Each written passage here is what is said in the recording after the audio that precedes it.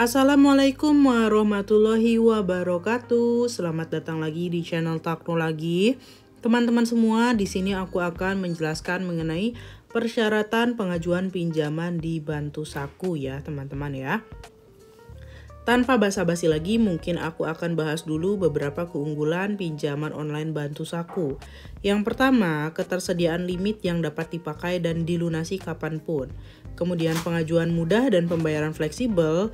Kemudian kenaikan limit kredit potongan terus-menerus. Jadi teman-teman, di Bantu Saku kalian bisa mendapatkan diskon cicilan ya, dan juga kenaikan limit terus-menerus.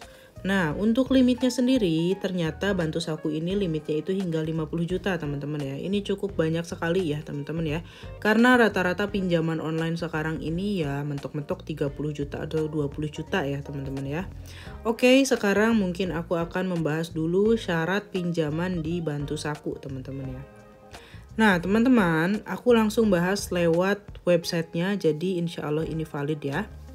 Nah, yang pertama adalah merupakan warga negara Indonesia dengan KTP yang sah. Kemudian memiliki rekening milik pribadi. Kemudian berusia minimal 18 tahun atau telah menikah dan sudah memiliki KTP. Selanjutnya, memiliki penghasilan bulanan minimal 3 juta ya. Nah, teman-teman, biasanya untuk penghasilan bulanan harus dibuktikan dengan slip gaji. Nah, selanjutnya syaratnya informasi yang diberikan harus benar, akurat, dan lengkap.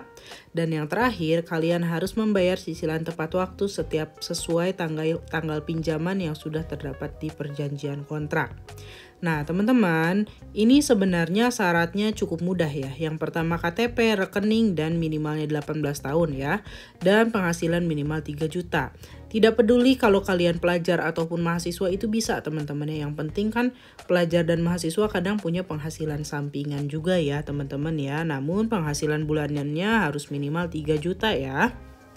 Nah teman-teman, banyak yang bertanya, katanya di aplikasi Bantu Saku ini bisa tanpa KTP. Tentu saja bisa teman-teman, ternyata dari websitenya sendiri bisa tanpa KTP. Tapi ini kalau kasusnya KTP kalian sedang dibuat teman-teman. Jadi kalian bisa menggunakan surat keterangan atau resi KTP.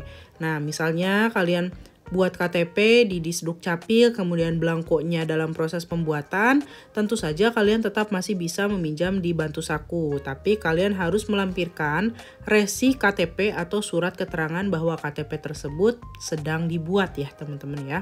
Jadi kalau teman-teman belum punya KTP dan sedang proses pembuatan KTP, tentu saja bisa ya teman-teman ya pinjam di aplikasi Bantu Saku.